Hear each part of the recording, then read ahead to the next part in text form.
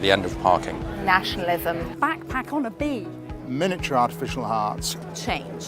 Does Donald Trump count as 2017? So I've been fascinated by the problem of motivated cognition, the idea that we believe what we want to believe, it's all politically polarised and we don't pay any attention to any facts or any evidence.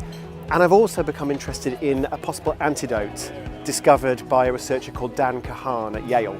Kahan's idea is that giving people more information doesn't help, but people who are more curious, that's a different thing. So a genuine curiosity in the world and trying to understand the world and viewing the world as a puzzle to be solved and mysteries to be interpreted. The worst idea, without question in my view, has been rising nationalism, not just in Europe but in the US as well. I'm very excited about the autonomous vehicle. If you want to go anywhere by car, you will call an autonomous vehicle, but mostly you'll go to your local high street, you'll get on the autonomous shuttle. Discovering Instagram. I've always taken photographs on my iPhone, which I use as a sketchbook, but now I had a place to put them. So I found that as a very democratic, instant way of putting art out in the world. Does Donald Trump count as 2017? I mean, that was a pretty bad idea.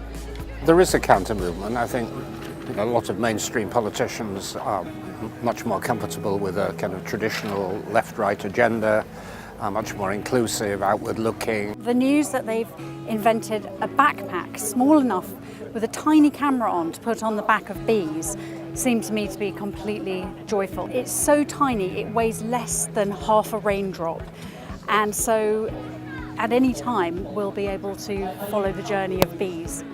I certainly feel that playing chicken with North Korea might be one of the lesser ideas. In fashion, what I'm most excited about is the change of the supply chain at the moment and the way people are working less to the fashion seasons and more to their own rhythm. This year is the 50th anniversary of the first heart transplant in Cape Town. That was an epic event, but is heart transplantation still relevant today?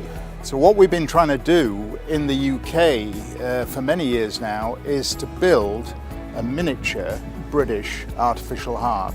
For me, the worst idea was on the political side is not allowing the 16 years old to vote for Brexit. The idea of Macron was that if a centrist politician offers change, then people are also willing to vote for him or for her. I think he offered renewal, political renewal, in a very positive way.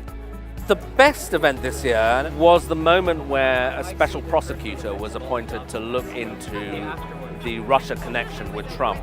And when the guy was this chap, Bob Mueller, who is a very determined former head of the FBI, I suddenly thought this is going to get really interesting. Maybe Trump is not going to get away with it.